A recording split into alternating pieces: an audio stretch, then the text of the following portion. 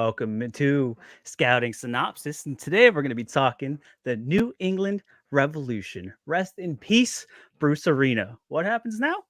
I don't know, but that's what we're here to figure out. Carlos As Heel always, happens now. that's right. We got Yeah. Chris, the MLS Happy Hour guy, to come help us out, and our special guest, Rev So Rare, aka AJ Allen, always dropping the hottest info in the Major League So Rare Discord. You know him, you love him. Welcome to the show.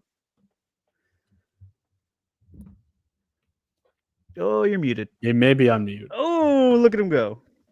Did he do it? Uh-oh. Uh-oh. Here we go. It's all right. We promise he's saying really cool information right now for those listening on the podcast. Basically, you just what's can't hear it. Is that Bruce Arena right now is over here. He knew we were going to talk bad about Bruce Arena. So here we are. While we get this figured out, welcome J Vic in here first as always. J Vic's our guy. He's the greatest. Is our guy. Well, real quick, before we get his, I love how he was talking to us before as we were setting up for the show. It was now working. It's like right in his moment. He had his moment to shine, set him up so perfectly. But it's all right. The end of the New England season was pretty rough.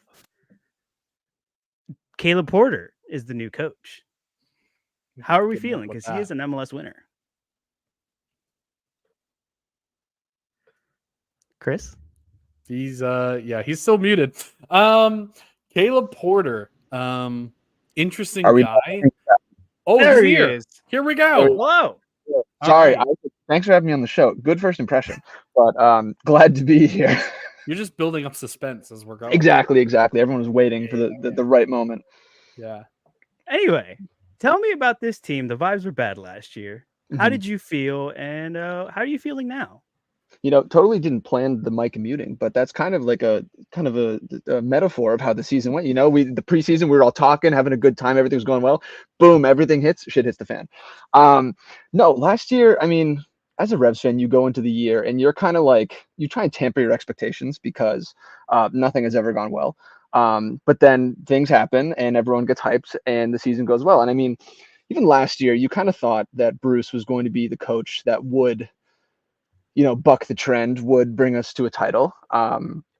And I think we were trending in that direction, had slowly gotten better and better, it seemed, over years, over his tenure. And then stuff happened behind the scenes and everything kind of fell apart. And it was really, really no surprise. It was kind of a long, slow death once August hit last year, where everything kind of fell apart. But I think this year, I mean, a bunch of MLS writers, and I happen to agree that this was one of the better job openings in the year because all the pieces were there. There wasn't a ton to improve upon this year going into the season. So I think that if things go our way, and MLS is a long season and nothing ever seems to go the way you think, hopefully we're in the title run at the end of the year and we're pushing for at least one trophy somewhere in there, which would be nice. So I think 2 years ago, right? It was, or 3 years ago, you guys were the best team ever and had all this like huge record points, and everyone's like, oh, the Revs are going to be here forever. They brought back Carlos Hill, they brought back Bo, and it's kind of looking at that perspective of like MLS is a crazy season year to year and things change drastically year to year, right? So you kind of hit that down spiral a little bit. And now I think it's almost the opposite, right? MLS is a crazy season year to year. You guys are now the ones that are down. And you have so much room to grow and so much room to get better. And you definitely have the talent there. I mean, Dylan Barrero not being there for a whole year is definitely hurt. You've got young pieces, you've got veterans, you've got really everything that you kind of look for with a championship caliber team. Tell me why these pieces can all fit together, specifically under Caleb Porter, because he's a guy that's been very hot and cold. It's either worked really well and he's won the cup, or it has not worked at all and he's gotten fired. So tell me why this is going to work. Crashes and burns after. That's Caleb Porter way. Yeah. Exactly. And I mean, as a Revs fan, you'll take that because that would be the only win we've ever had.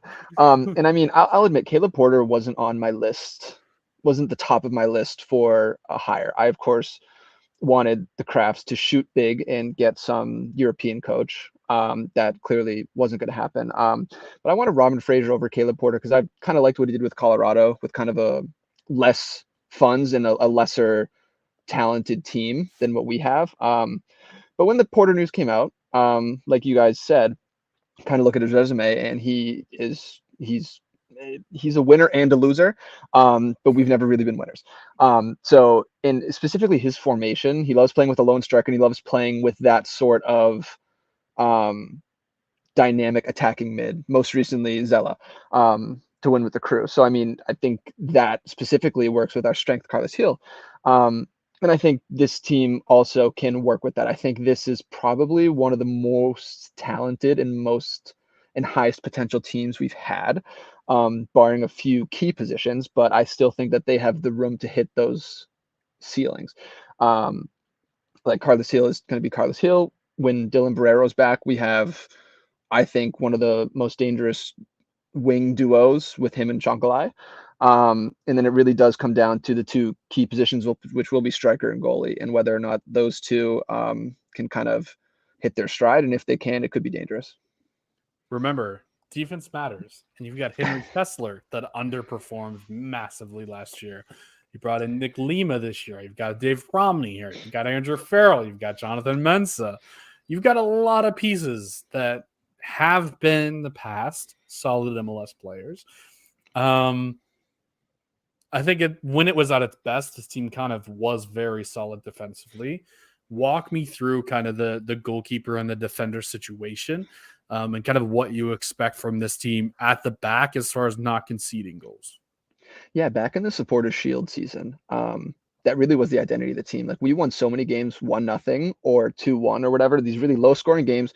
Matt Turner kept us in every single game, basically. We were able to nick one on the counter, or Buxo would head one in. And I mean, last year it was almost the opposite. Petrovic was still keeping us in games, but like he was just getting peppered, and there was nothing he could do about it. And I think this year, I mean, Dave Romney last year, I'm not really quite sure what Nashville was doing with the trade. It felt like a weird trade for them, going into it, sending basically an Iron Man over for relatively cheap, if I remember correctly. It wasn't a ton of GAM or TAM. And not an international spot, and not like a huge contract. I don't know what the deal was with that. I don't know if Bruce was able to pull any strings or whatever. But he was solid. Henry Kessler is starting to become injury prone, starting to get that tag. Yeah. But we have really lacked that second center back. And I think if he stays healthy, he and Romney are definitely our best center backs. Farrell is starting to get over the hill, club legends and all. Wish him the best. I don't think that if everyone's healthy, he should see the field, because he has one moment every game where you're like, dude, what are you doing? This is one of those where he leads to an XG of like 0.5. And I think that the question mark is going to be the goalie. But I mean, the big thing that the Revs did this offseason is they kept Kevin Hitchcock, who was their goalkeeper coach. And he was responsible for turning Turner into what he is. He scouted George Petrovic, and apparently he has been hands-on with Henrik Ravas, who is the new goalie. So if they can go 3 for 3 here and nail it, I think that there's good potential to see a bunch of clean sheets this year. But it's one of those things too, where like you look at the goalkeeper position, and like even though they brought in the new Polish guy, like it's great, but like there's no red flags whatsoever for me, where I'm just like, yeah, of course you're gonna lock this guy in, because New England has proven that no matter what they do. I mean, Matt Turner was a nobody, just a walk on basically, and then turned in. I mean, he's not doing so great right now, you know what I'm saying? But hey, he got them through the FA Cup. Okay, yeah, big penalty kick save. The pedigree is there. So, have you looked Yeah. into the goalkeeper at all? Have you seen, like, do you like what you've seen from like highlights or anything? Like, tell me a little bit about him real quick. Also, tell us why Earl Edwards is the best goalkeeper on the roster, because he's a former DC guy, so I love him. All right, calm Yeah, down. Earl's great. And speaking of last year, especially, like, they kind of got screwed where Petrovic wanted to make a move, and they didn't really have a lot of time to get anyone else in. So they were forced to go back and sign free agents, which is where Vaclik, he didn't even play a game. I don't even know how to pronounce his name. Came in, and he wasn't, and the goalkeeper coach didn't want him or whatever. And so there was a big mess with that. But love Earl. Earl is great. He needs to work on his penalty saves, as he was not very good at them. But yeah, Ravas is different, where he doesn't fit the same mold. I thought that they would continue to be almost like a pipeline, because they've proven now that they can send goalkeepers onto Europe and potentially the Premier League. So you would think that young goalkeepers would look at this sort of team and be like, okay, I can go here, I can work with Hitchcock, and I can make my way into bigger and better things, which is kind of where the league is trending, almost being like a filler league. But he's like 26 or 27, I think. He had a couple of failed stints in England, and then went to, I think, Slovakia, Poland. I'm not quite Interesting. sure. And he's been there, and he's been outstanding for the team he's at. So again, we're at the stage where I'm putting trust. I'm giving them the green light. Whatever they think is right is probably right. And they've been kind of behind closed doors. None of their scrimmages have been streamed. There hasn't been a ton of news with anything like that. So we haven't really gotten a full look at him yet. But from what I can tell, he should be at least starting quality, which is what we ask. Yeah, well, I'll let you know because the Revs are coming to Orlando for a preseason game this week, actually. So Oh, heck yeah. That'll be big. maybe we should have saved this episode for later. Right? No wonder we're doing this episode now. Yeah, I got to know what I'm going into, right? I got to go sound smart with my friends, be like, oh yeah, this guy, New England dude. Yeah, I totally know about this guy for sure. I know we touched on the defenders a little bit too, but where do you see Jonathan Mensah sitting in this? Like, he's a Caleb Porter guy. Like, that relationship is there. What do you see his role being this year? Yeah, a lot of people messaged me or tagged me and asked what he would do because they're holding either Dave Romney's or Kessler's or whatever. Porter came in one of his first interviews, a really long interview with the Revs website, and he mentioned that he is going to rotate heavily, especially early on with the CCL. Revs have a kind of a tough schedule where they're away in the CCL, which I think is I don't even know where, somewhere down near Mexico, and then they're back up for a game. I think they open the season that weekend after a Wednesday, and then they're back home, whatever, playing. And so they have a lot of games in quick succession right after preseason. So I see a lot of rotation. I see Mensah definitely not starting. Like I said, if everything is set, I think it'll be Romney and Kessler if they stay with the traditional four back. But especially because Mensah didn't do that great, if I recall correctly, last year with the Earthquakes. He wasn't starting every game. I don't know if that was a coach's decision or if it was a fitness or whatever, but I know he didn't play a ton there. I'm assuming that he is some sort of person that would come in and offer some sort of depth, especially because Andrew Farrell is probably going to have to be the backup at right back with Nick Lima coming there and Brandon Buyout. So we're already thin at center back at that point, especially with Omar leaving as well. So I think he provides kind of that depth off the bench as they wait for the younger kids like Ben Revenot to take a step up. Who's the left back for this team too? DeJuan Jones. Okay. And they just re-signed him too, didn't they? They did, yes. So he was everywhere. He played I think forward in college, and then they immediately moved him to left back as soon as he came out of the league, or right back or left back, one or the other. And he's not originally a lefty, so he's done very well to hone his talent and become at least two-footed. What's the status on Brandon Buyout? Because before he got hurt, he was doing really good. Like, I just happened to have one in my gallery, and he was just smashing. I was like, "Hey, this is awesome!" And then he got hurt, and I was very upset. So, is he close to coming back? And I mean, is he going to get his spot back, or is he going to have to fight for that? Yeah, it's those classic turf discussions now, because he and Dylan Barrero both tore their ACL at very similar times of the year. I think, Brandon, they mentioned that his timeline, I think, was early or midsummer, which is why exactly they went and picked up Nick Lima to fill that gap there.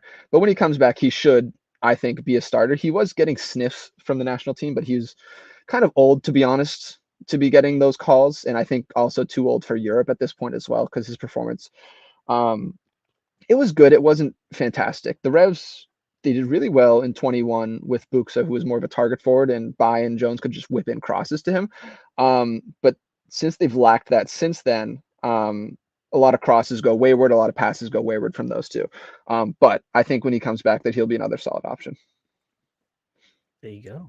But in other words, like, I'm going to stay away from this New England defense because everything you just said was like, yeah, there's going to be rotations, there's going to be all this stuff. They're going to figure it out. It'll be fine. Yeah. I think Romney is definitely the safest, but I mean, until we find out what Porter wants to do and how he's going to attack things, it will be a bit of a crapshoot.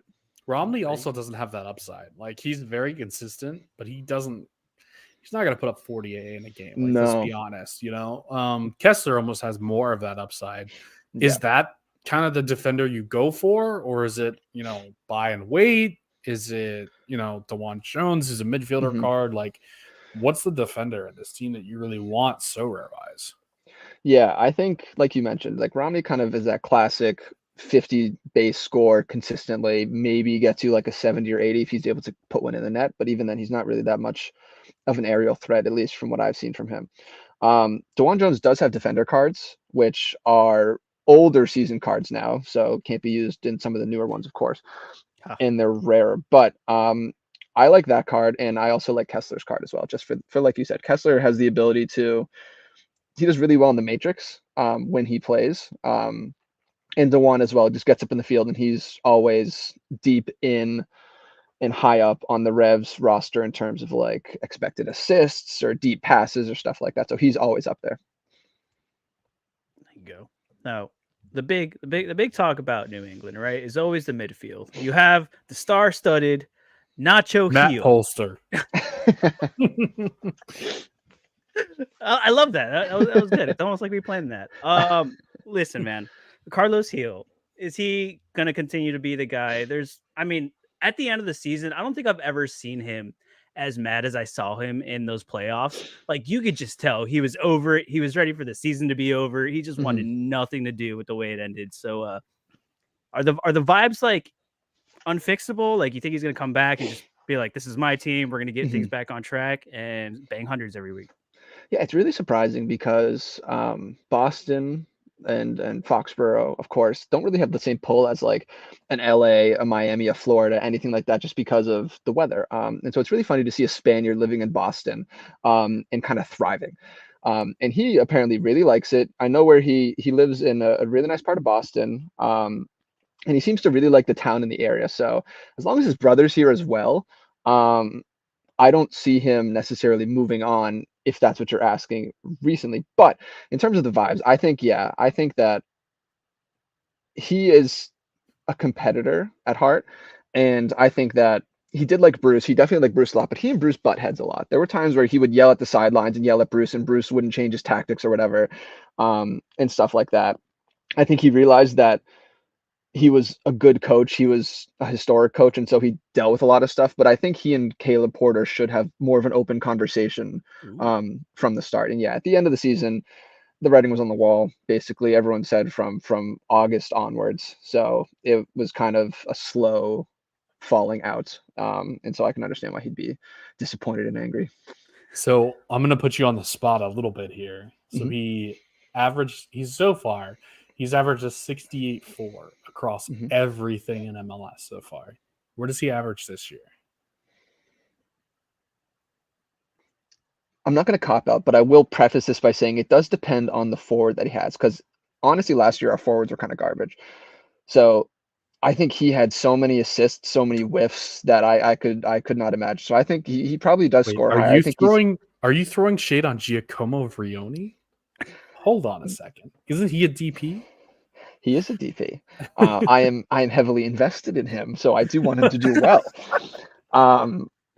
But yes, there was a lot of moments with him and Bobby Wood as well, and with Gustavo Bo not being there and hurt. There was a lot of whiffs, and so that did lead to him also being more and more annoyed. But I think he can average more than that, honestly, next year. I think that I could see 65 plus, 67 plus for him. If he can do it on a bad team, if this team figures it out and starts smashing, what are you gonna do? Back here in the day, he was throwing up hundreds for fun. Like back here, there's like 100, 98, 95, 100. Yeah, it's in this team, if they get it together and everything gels, it's going to be the most talented team that he's played with, probably, in terms of attacking talent around him. Because in the past, Buxa was great. He didn't really offer a ton in the build-up play. He was mainly just the final target man in that sense. And Bo as well, they work together. But I think with Chancalay and Barrero on the wings, that it'll be an absurd amount of talent around him. Are there any other young guys or like other midfielders that you would kind of be targeting for this team specifically, either to step up or to kind of outperform last year? Because obviously you've got Polster, who's again like a Romney, like a 50 guy and not really got that ceiling. You've got DeJuan Jones here. You've got Mark Anthony Kaye, again, not super exciting. Like Noel Buck, maybe Dylan Barrero, Paniatsu. Like, how does that? Where, like, who's the guy you're looking at out of all these guys?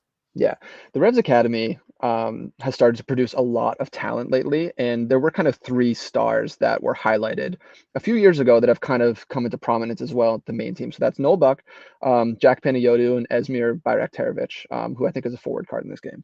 Yeah. Noel Buck was the one who really burst on the scene first, as everyone saw last year at the start of the year, scoring a lot of goals, getting England interest from championship teams, but he kind of disappeared at the end of the year. There were moments where he was on the field and I didn't notice him for legitimately almost an entire half. So he kind of fell off, but I think that he will need to earn his spot more because the midfield's kind of crowded. Like you mentioned, there's Polster, Mark Anthony Kay, Ian Harkes, Carlos Hill. There's four people for three spots. But like I said, with the Caleb Porter rotation, he'll get time, but he just really needs to take advantage of that. I do have friends that work with the Revs Academy, and they did mention that out of all those three of them, that Esmir was by far the most talented one that they'd seen come through the process. He recently got called up to the actual U.S. national team for the January camp. Which is kind of a faux camp, but whatever. And he did really well. And I think that he actually has a chance to start game day one because Dylan Barrera is going to be out. I see a world where he starts at right wing the first game week. Ooh, little alpha dropping in there for y'all. What has to happen for that to? Well, you said what's his face is out, and then Chonk is on the other side, so it's almost like for sure. It's not for sure. Nacho Heel is there, but he's kind of, we know what he is now, and he has moments where he legitimately could be one of the best players on the field when he gels with his brother. And then there's moments where he just kind of disappears. Like there was a stretch midway through the year where he was involved in everything. He was dynamic, and then towards the end of the year, he couldn't even get on the field. So it really depends on the preseason camp and how things are going there. But I think there's definitely a shot that Esmir could start in the wing. This is Nacho Heel, by the way. Yeah, I mean, I think out of all of these guys, I think long-term, Bayraktarovic is kind of the one that I'm most excited to own. I watched early last year DC New England, which was one of the few games that I actually watched. And him and Noel Buck really stood out to me in that game. And I think all three of the Academy guys started that game. And they all kind of impressed me, but I think those two specifically stood out as like, these guys are going to be pretty good. And granted, it's against DC, so like it's not the greatest competition in the world, but you got to play who you're playing. And those guys definitely have a ton of technical ability. As far as actual expectations for Bayraktarovic specifically, you mentioned he'll start kind of potentially when Dylan Barrera is not there. What do you think he actually scores? Like, what do you think he has a high upside? Is he, kind of an attacking mid that's going to put out 20 AA, potentially score a goal? Is he like a 50 type guy? Like, where is he in your mind as far as Sorare potential? Yeah, it really depends because he and Panayotou are at an awkward stage where, like I've been talking about Jack Lynn, where they're almost too good for the second division, but not good enough for the first team, because they dropped down and they played Revs 2 when they needed minutes and they dominated, and they would always be on the score sheet or whatever, and that's one of the reasons Revs 2 was pretty high up in the league that year. If he plays, he's very technical. He as everyone has a nickname, so take this with a grain of salt, but I think he's like the Wisconsin or Milwaukee Messi or something like that. So I mean, again, take that. Everyone's called that nowadays. But very technical, very confident on the ball. So he could take players on, which I think does very well in the Matrix. And if he's up in the field, he'll be attached to Chonkalai and be attached to Vrioni. So I think there's opportunity for plenty of decisives, and I think he could have good AA. It's difficult in this offense, other than Heel, to have good AA because he just dominates the ball so Heel's much. the only one on the ball. Yeah, it's a magnet to him. So the wingers can tend to do still pretty well. Like Chonkalai still did pretty well last year, but he was almost at the point of selfish, like taking the ball and driving to the nets. There are plenty of times where he probably could have passed. So the opportunity is there, but with Heel, the AA is a bit capped. Decisives can go through the roof for sure, but AA is kind of still limited. So I don't know if you know this, but there is actually a position called a number 9 striker where you don't have the ball at your feet all the time. Haven't had one of those. Yeah, exactly. So Yikes. you've got Frioni, you've got Bobby Wood. Mhm. Are we Yikes. excited about these options? Look, Rioni was really good. I forget what league he came from. He came from a smaller league in Europe, and he was the top goal scorer there. He was a Juventus product, and then he went to, I forget which team it was, and he dominated. And he just kind of provides this pace over the top that we haven't had for a He was in while. Austria, it looks like. Yes, the Austrian league. Yeah, and you can see by those scores, like he was dynamite. Score. He was on the Wow. score sheet every week. And then he got here, and it's funny because the way I think that we're going to line up and the way Porter loves to line up is kind of like a 4-2-3-1 with a lone striker. I don't think Vrioni plays very well in a lone striker role. He seems kind of isolated. He can't really get involved. And I feel like he's one of those guys that, like, he's not like a Jamie Vardy that can get 10 touches a game and be locked in and score on 2 of those touches. He almost needs to be involved in the game and working together. And we saw this one stretch where the Revs randomly decided to play with 2 strikers, and it was him, Bo, and Heel almost in a triangle, and that was the best game that all 3 had played together. The opportunities will be there. It just depends on can he put the ball in the net. I know Heel and him are very close. They live in the same building in Boston. I know their wives hang out all the time. Is that weird for me to know? Maybe. No, Instagram reporting, baby. That's social media, exactly. He's actually there too, hanging out as well. That's how he does that. Yeah. So they're very close. So there was rumors that he would be bought out this year. I didn't think it was going to happen. But he definitely does probably have until the summer to prove it. If he doesn't have 6-7 goals by July, he's probably out of here. And they move to bring in a number 9. At that, they'll still be within striking distance. But they'll probably move on from him at that point. But I think he has the potential. As you see, he is a goal scorer at heart. So he put it together. I want to bring your attention to his graph here, because like when he starts, he's actually not that bad. He's a 50-ish, 48, high 40s, low 50s type of guy that's got some potential to throw up a 70. Like he can be valuable in Sorare. The question really is, I throw his starts back in here and he bops down to a 38. Is he going to start every game? That's really the key here. Like if he starts every game and he throws up 50, he's worth a lot more than what he's currently going for. Is he the number 9 or is Bobby Wood in that conversation? It was a really weird stretch last year to start the year. So I think he was injured, and so he didn't start the first 2 games. He didn't even play. And Bobby Wood, I think, scored. And Bruce is very loyal. Bruce was also very stubborn. And so if you're scoring, you have a longer leash. So I think Bobby scored like once every 3 or 4 games, which isn't great, but it was like enough to put the leash back out there. And fans were asking like, can we please play Vrioni? Like, where's our DP? Why is our DP coming off the bench? Love that. So that was one of the pitfalls of Bruce. Love him to death, but This is the first 2 months. His graph here for the first 2 months. Yeah, exactly. That's what it was. The first game down here, and then subbed a bunch, and then kind of came on and scored. Didn't play, subbed, and just was never starting. It was a mess. We don't really know why. The Revs are notoriously bad with information. It has nothing to do with like the beat reporters. They do all they can, but there's nothing coming out of there half the time. That's full Bruce, I bet you.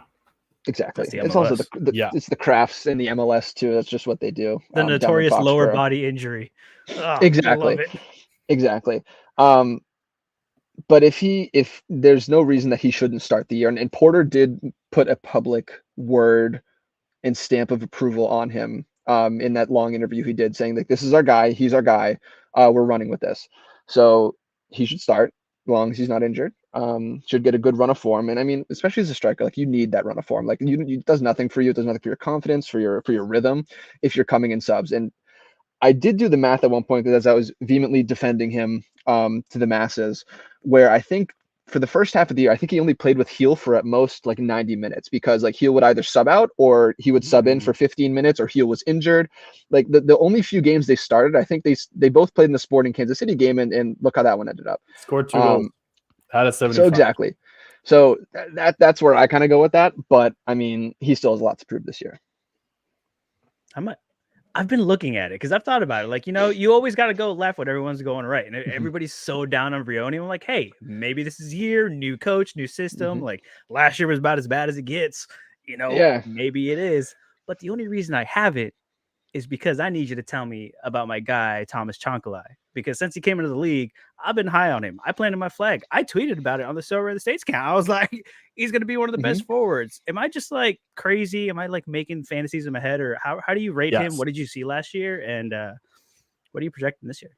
No, he's great. So there's someone that I'm friends with that said that he was known at his previous team as the donkey, translated. Which does fit because he will give you both a red card and a goal in 60 minutes time. He is nuts. He is awesome. He's full pell-mell, full tilt at all times. He drives at players. He is electric on the ball. He's not afraid to shoot from anywhere. And he can do that on this team where he can get the ball in space and drive. This is his draft from Racing Club, by the way, for context. Yeah, I'm pretty sure there's probably 3 red cards. There you go. Yes. So yeah, he is definitely a lot, but he is what the team needed because half the time the ball is the plan is pass to Heel and pray. That really is what it is, and he that's why he's such good AA half the time. But they do need creators on the wing, and that's what he provides. Just someone that can take the pressure off him and drive and cross and shoot and kind of be on the end of things. So I'm expecting a big year. It's not really sharp to say that. Everyone's saying that at this point. But there's, again, when you're tied to someone like Carlos Heel, it's not impossible to put out 10 goals, 5 assists. It's really not. Gustavo Bo would do that consistently. He was great, love him to death, but he wasn't the most talented. So his AA is 8.6 as a New England Revolution player. Scored 6 goals in 13 games. That's a pretty high, mark. If you translate that for a whole year, that's 17 goals. What's his realistic floor ceiling for scoring? Yeah, like I said, with Heel on the ball, 52-1 as a Rev so far. With Heel in the midfield, he dominates the ball. So that does again speak to why the AA is just low all the time, because it's Heel finding these passes, finding these through balls and everything. Floor probably 0, as we mentioned, red cards, everything like that. He can be a bit of a menace, but in reality, if he's not doing that, he's going to at least get you like a 40-45 just from driving and trying to create some stuff. Ceiling, I mean, probably in the 80s is my prediction with that, just because he's going to get a lot of chances next year. He's going to have a lot of time running against outside backs, which he can do pretty well and cut inside. And he'll be taking a lot of shots. So as long as they're on target, he'll be raking up those points. Last question with him. How many goals and assists does he have this year in MLS play?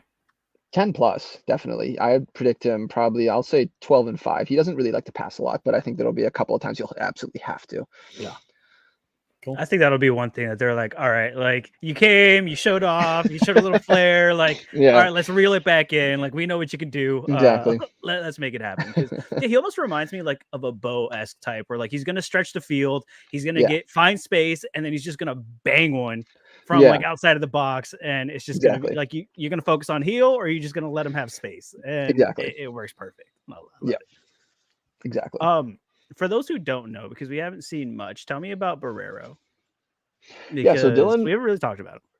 Yeah, he came in from the Brazilian league, and he was really young, and it was kind of he was supposed to be the Tejan Buchanan replacement, kind of as the electric force off the wing, kind of giving some help. And as you can see, he's just had such a bad stretch of injuries.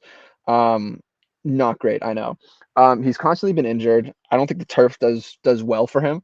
But when he's on the field, he is very dynamic, and he offers kind of Chonkalai, but less polished in that sense. I think he's still 20 or 21, so he's still very young.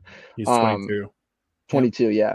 So he's still very, very young, super new in a new country. I wasn't expecting a lot his first year, but last year was kind of supposed to be the year he took a step.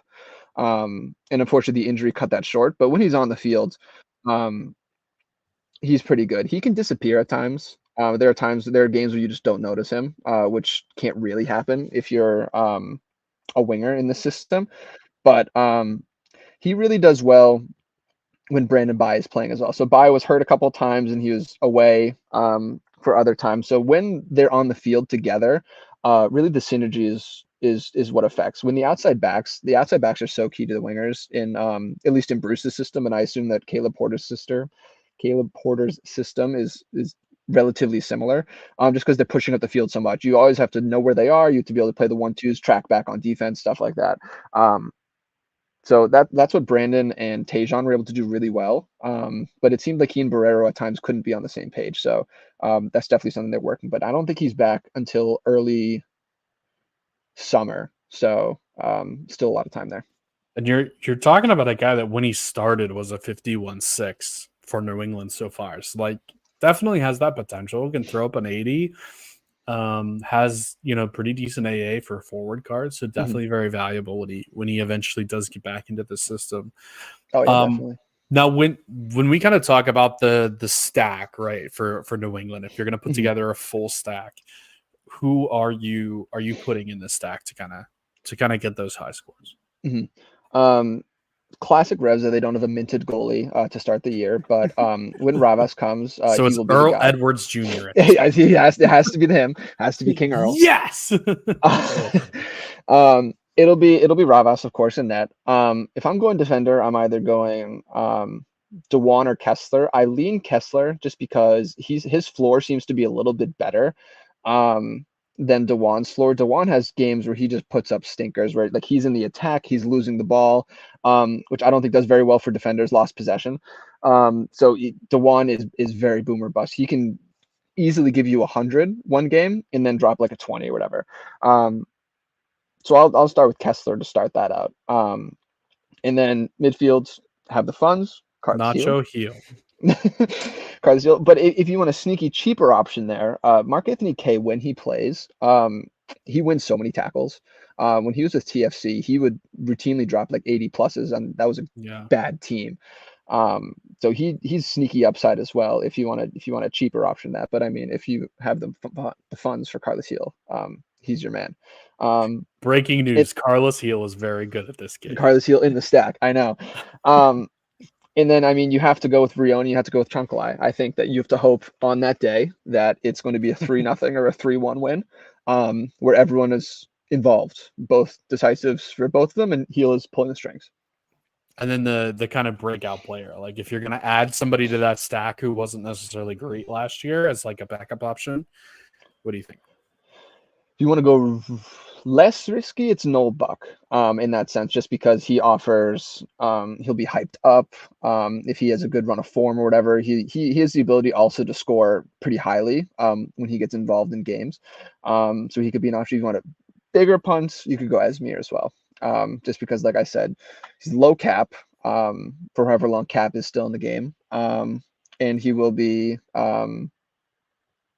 most likely starting. Like I said, even if he doesn't start the first game, with how much rotation there'll be, he'll get starts. So he will at least get a chance to prove himself from the start of the game onwards.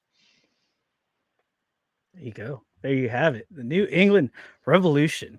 I like this team. Like it's one of those things where like you see how the season ended last year, and you're like, new coach, like you feel like a little weird. But if you take a look at this team, it's mostly the same from last year. There were some health issues on top of everything else. This team gets healthy, and some of the things like work out. Rioni takes a step up from last year. Like this team might actually do some fun things, and Caleb Porter can do it. Is there anything else? He's either going to win it or they're not making the playoffs. They make the playoffs, they're pretty much winning MLS Cup. Is there anything else you feel like people need to know about this team? Anything you feel that we maybe didn't cover? The top of my head, no. Like you said, I think that they offer. I think that I don't think the floor will fall out from them this year. Maybe year 2 or year 3, Caleb Porter. Then that's when usually the shit starts to hit the fan. Yes. But year 1, I'm assuming minimum they make the playoffs. The hope is, of course, that they have at least, I guess now every team has one home playoff game, but the hope is that they host the best 2 out of They're 3. the higher seed. Yeah, Exactly. And I think that should be a realistic goal. Last year in Foxborough, I think they lost 3 games. One including was the Pittsburgh Riverhounds. Yeah, shout out Pittsburgh Riverhounds. I love you. Got to get it in there somehow. Gotta get it in there. So if they can get home field advantage is massive for them. So if classic win at home, tie on the road, we're in a good spot. There you go. So you're telling me they're going to be the 8th seed and host the first round against the 9th seed? They made a good run with the 8th seed a few years ago. Yeah, that's true. Chris, do you have anything else you want to let these folks know? I mean, I won a Rivals box, so I have a Rivals box. I have that up here. Are we doing live opening? But live opening. Bonus episode for all you Oh my sickos that are God, still I'm so here with us scared. after 40 minutes. I'm so scared. Oh, it's a card. Oh my God, it's a card. Oh, Lee, that guy. Goalie. Oh, a goalie. A DNP we goalie. take those, boys. We take those 0 cap. all day Hey, long. I don't know, but I heard after this little update, people were wanting some goalies. So, Dude, the 0 cap goalie is New season. the best thing ever. New season. That's true. let's Until go. the new season starts. But thank you Yeah. so much for coming. Yeah, This was thanks for excellent. having me. We'll have you back once the season starts. for Once sure. Chonkalai, is better than Carlos Hill in SO5. And Facundo Torres. And we'll come do some victory laps and talk about how I knew it before everybody else and I tweeted about it. So thanks so much, everybody, for being here. We're going to keep doing these. We're going to have a lot of fun. Hang out with us on the Discord, hang out with us on Twitter, and we'll see you next time.